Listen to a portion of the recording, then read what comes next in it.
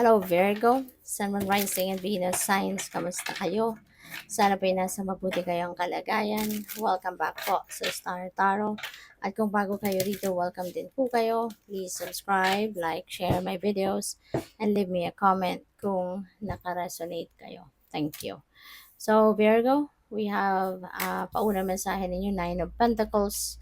Holy moly, Virgo, napakaswerte ninyo. I-claim nyo na to. I-claim nyo na to. At ngayon pa lang, ipagpasalamat mo na to, di ba?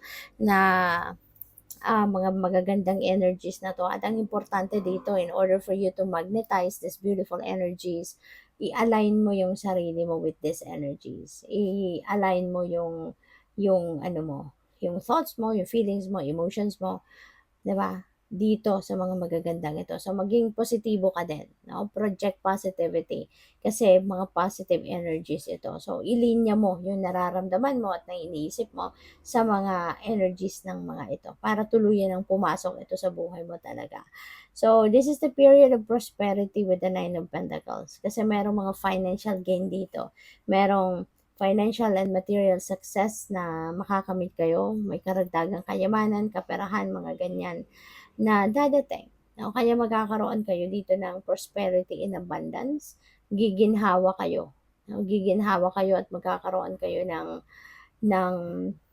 maraming pera, magkakaroon kayo ng, feeling ko din dito, ano to fruit of your labor, fruit of your hard work. Kaya kung ano man yung bunga ng pagtatrabaho at pagsisipag ninyo, maaring ito na yung financial reward ng efforts na ginawa ninyo. Kaya this is going to be a very beautiful period in your life na kung saan mas magiging proud kayo sa sarili ninyo. Kasi yung ginawa ninyo, 'di ba, nagtagumpay at ito na nga, meron kang financial gain, no? Galing diyan sa inyong trabaho. So, the next card is the Sun. Isa pang napaka-positibong energy. This is very positive. Everything will go well. Ito yung sign na to, no, na lahat will go well. Kumbaga yung mga pangyayari, mga magaganap sa buhay ninyo is going to be to be uh, it's going to have a positive impact sa inyo, yung ganon. At magiging successful ka talaga. This is a time for success, a time for achievement, for good fortune. Siguro din kung meron kayong mga mga physical ailments, no, na nararamdaman, this could be the time na magkakaroon na kayo ng pagbuti ng inyong pakiramdam, paggaling ng inyong pakiramdam. Mas mag-i-improve sa ngayon kung ano man yung mga nararamdaman ninyong siguro mga sakit-sakit, mga kung ano-anong discomfort, no, sa inyong kalusugan. So ngayon, healing energy will come in at mag-i-improve, no, ang inyong pakiramdam. So congrats and good luck. We have Two of Pentacles, multitasking, napakasipag ninyo, Virgo. You know, you can do 2 or 3 things all at the same time. Magaling kayong magaling kayong mag-multitask, no? So this is really beautiful.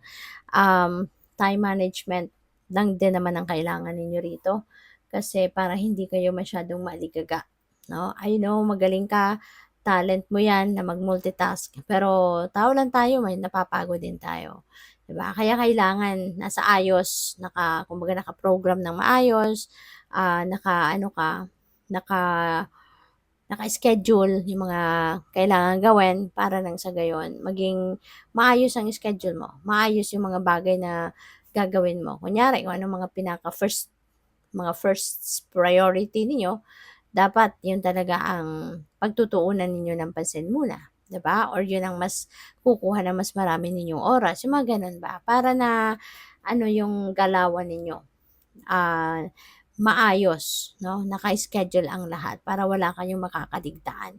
Okay? So, tingnan natin kung ano pa ang mga ganap. And by the way, maraming salamat muna for subscribing. And if you haven't subscribed yet, subscribe na kayo. And also, maraming salamat din for not skipping the ads. Kasi malaking bagay po yan sa akin. And also, please click the join button sa baba ng video kung gusto po ninyo na mag-join sa membership. Okay? Salamat. So, we have natural healing power.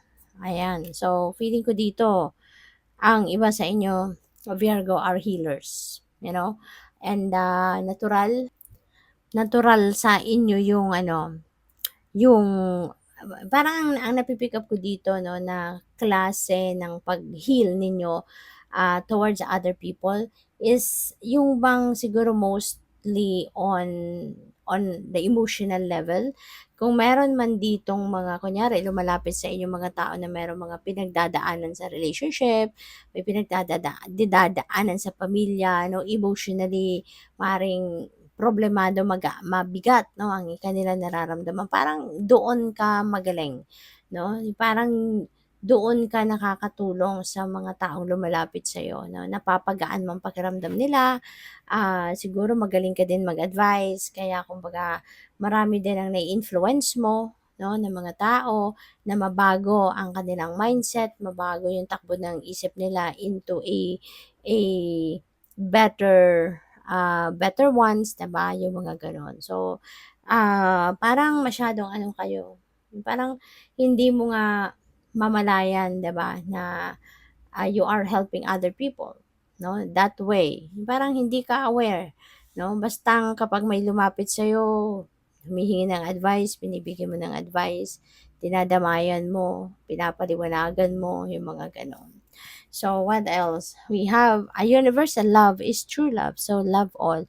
Eh, ganun naman kayo, Virgo. Very natural na ito din sa'yo. Kasi, ano ka eh, mapagmahal ka. 'Di ba? Kahit hindi mo kilala yung tao, matulungin ka. 'Di ba? And yung pagtulong, 'di ba, is a form of love. That is a language of love. 'Di ba? Kaya, you are, feeling ko dito, you are seeing things, people, and situations in the eyes of love. No? Bawat galaw mo, bawat ginagawa mo, 'di ba?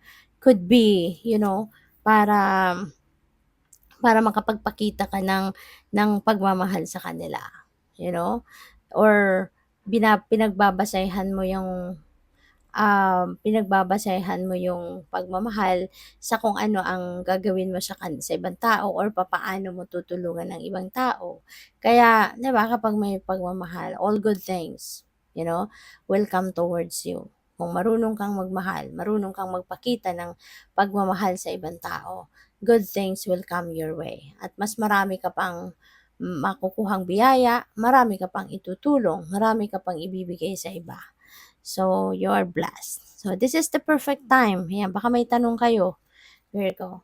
Maybe there is a specific question that you're asking the divine. Baka nagtatanong ka you're seeking for confirmation. Tama ba yung gagawin ko? Am I doing the right thing? Is this the right decision? No? Do I need to wait kung kailan or ngayon na ba? 'Di ba? Ngayon na ba ang tamang panahon para simulan ko ng plano kong ito or gawin ko na yung mga first step na kailangan kong gawin para dito, yung mga ganun ba, no? So, feeling ko dito, this is the perfect time. Ito yung sagot sa'yo, sa iyong mga dasal. So, good luck sa'yo. Thank you for watching. Love and light. Namaste.